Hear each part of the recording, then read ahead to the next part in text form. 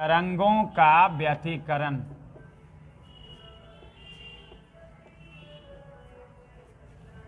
अगर आपको क्वेश्चन पूछ दिया जाए कि इंटरफेरेंस ऑफ वेव्स क्या है, इंटरफेरेंस ऑफ वेव्स,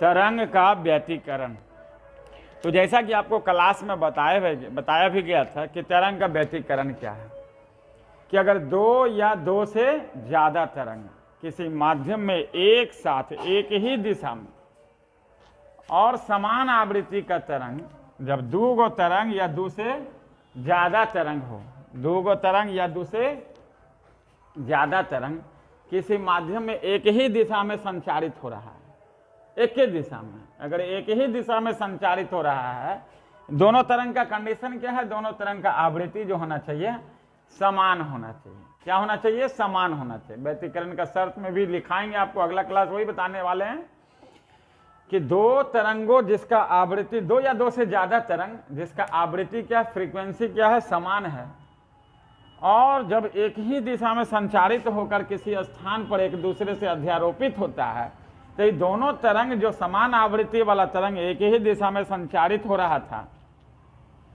ये दोनों तरंग के ऊर्जा का योगफल जो होगा, उससे जो नया तरंग बनेगा, जब दोनों का अध्यारोपण होगा, जब दो या दो से ज्यादा तरंग एक ही दिशा में समान आवृत्ति वाला जो दो या दो से ज्यादा तरंग था, वो जब एक ही दिशा में चलकर जब एक दूसरे से अध्यारोपित हो रहा है, अध्यारोपित होने के बाद जो नया तरंग का निर्माण हुआ था, तो नया तरंग का जो ऊर्जा होगा, ये दोनों तरंग के ऊर्जा के योगफल से या तो ज्यादा होगा या कम होगा।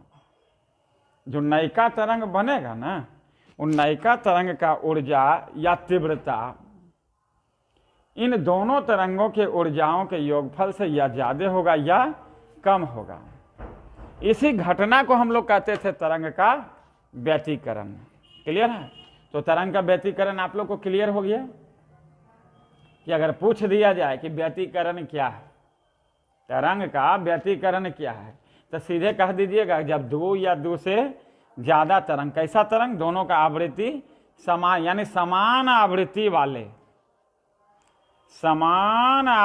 वाले दो या दो से ज्यादा तरंग किसी माध्यम में जब एक ही दिशा में संचारित होकर एक दूसरे से किसी स्थान पर अध्यारोपित होते हैं, और अध्यारोपित होने के बाद एगो नया तरंग का जब निर्माण करता है, तो जो नया तरंग होगा उसका तीव्रता, ये दोनों तरंग के तीव्रता के योगफल से या तो ज्यादा होगा या कम होगा। इसी घटना को हम लोग कहेंगे तरंगों का व्यतिकरण। क्या कहेंगे? तरंगों का व्यतिकरण। क्लियर है? जो कि दो प्रकार का होता था। तरंग का व्यतिकरण क्या होता था? दो प्रकार का। एक होता था समपोषी व्यतिकरण,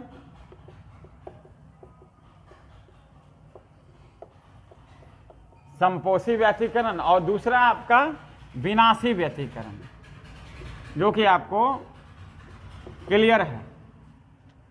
जैसे जब दोनों समान आवृत्ति वाला तरंग एक दूसरे से अध्यारोपित हुआ था एक ही दिशा में चलकर, तो नया तरंग जो बना था उसका ऊर्जा यानी तीव्रता, ये दोनों के ऊर्जाओं के योगफल से या तो ज्यादा था या कम था, या ज्यादा या कम था। इस घटना को हम लोग कहे थे तरंग का व्यतिकरण। क्या कहे थे? तरंग का व्यतिकरण, जो कि कितना प्रकार का था? दो प्रकार का था। एक था समपोषी व्यतिकरण, दूसरा विनाशी व्यतिकरण। कंस्ट्रक्टिव इंटरफेरेंस और डिस्ट्रक्टिव इंटरफेरेंस। अगर जो नयका तरंग बना है, जो नया तरंग बना है, उन नया तरंग का ऊर्जा, अगर ये दोनों तरंग जो जाके अध्यारोपित हो रहा था, दोनों तरंग के ऊर्जा के योगफल से अगर ज्यादा होगा, तो क्या कहेंगे उसको? समपोषी व्यतिकरण। और अगर उसका ऊर्जा ये दोनों तरंग के ऊर्जा के योगफल से कम होगा, तो उसको क्या कहेंगे? विनाशी व्यतिकरण। बहुत अच्छा, उसको क्या कहेंगे? विनाशी व्यतिकरण। क्लियर है? कहीं को दिक्कत? अगर ज्यादा हो गया, दोनों तरंग जो जा रहा था, दोनों तरंग जाके जब एक दूसरे से अध्यारोपित हो रहा था, अध्यारोपित होने के बाद जो नया तरंग का निर्माण हो रहा था, उसका ऊर्जा, उसका तीव्रता, ये दोनों तरंग के ऊर्जाओं के योगफल से अगर ज्यादा हो रहा था तो उसको क्या कहे थे? समपोषी व्यतिकरण। क्या था? समपोषी व्यतिकरण। और अगर उस नया तरंग का ऊर्जा ये दोनों तरंग के ऊर्जा के योगफल से अगर कम होगा तो उसको क्या कहेंगे? विनाशी व्यतिकरण। क्लियर है? तो व्यतिकरण क्लियर हो गया, व्यतिकरण का प्रकार आपका क्लियर हो गया। अगर पूछ दिया जाए व्यतिकरण का क्या कंडीशन है, क्या शर्त है, तो पहला शर्त तो अभी तुरंत बताए थे कि दोनों जो तरंग जा रहा है एक ही दिशा में जाना चाहिए, दोनों तरंग का दिशा समान होना चाहिए, पहला शर्त।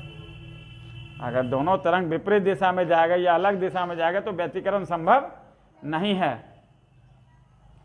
दोनों तरंग समान दिशा में चलना चाहिए, दोनों तरंग का आवृत्ति समान हो, जो दोनों तरंग जाके अध्यारोपित हो रहा है दोनों तरंग का क्या है? आवृत्ति समान होना चाहिए, फ्रीक्वेंसी सेम होना चाहिए दोनों का। दो तरंग रहे या दो से ज्यादा तरंग रहे, उसका आवृत्ति जब भी होना चाहिए क्या होना चाहिए? समान। और तीसरा बहुत इंपॉर्टेंट बात है कि दोनों तरंग कला संबद्ध होना चाहिए। दोनों तरंग कैसा होना चाहिए? कला संबद्ध होना चाहिए। दोनों तरंग कोहेरेंट होना चाहिए, कला संबद्ध स्रोत होना चाहिए। क्लियर है? दोनों तरंग का आयाम बराबर या लगभग बड़ा, जो दोनों तरंग जो जाके मिल रहा है दोनों तरंग का आयाम या तो बराबर होना चाहिए या लगभग बराबर होना चाहिए। कहीं कोई दिक्कत? तो इस तरह से जो है दोनों तरंग का तरंग दैर्घ्य भी बराबर होना चाहिए। आप अगर लाइन बढ़ाना चाहते हैं आंसर में, जैसे आपका पूछ दिया जाए कि व्यतिकरण का आवश्यक शर्तें लिखें, व्यतिकरण का आवश्यक शर्त लिखना है, तो आप कह सकते हैं पहला शर्त आपका क्या हो गया? दोनों तरंग एक ही दिशा में चलना चाहिए। दूसरा शर्त आप लिख सकते हैं कि दोनों तरंग जो जा रहा है दोनों का आवृत्ति समान होना चाहिए। तीसरा लिख सकते हैं दोनों का आयाम जो होना चाहिए, जो दोनों तरंग जा रहा है उसका आयाम बराबर या लगभग बराबर होना चाहिए। और लिख सकते हैं दोनों तरंग क्या होना चाहिए? कला संबद्ध होना चाहिए। क्लियर? और लिख सकते हैं दोनों तरंग का तरंग दैर्घ्य क्या होना चाहिए? बराबर होना चाहिए। ये सब क्या है? कंडीशंस है इंटरफेरेंस का, व्यतिकरण का ये सब शर्त है। अगर आपको पूछ दिया जाए कला संबद्ध स्रोत किसको कहेंगे? Coherent source of light, coherent source of light. प्रकाश का कला संबद्ध स्रोत क्या होता है?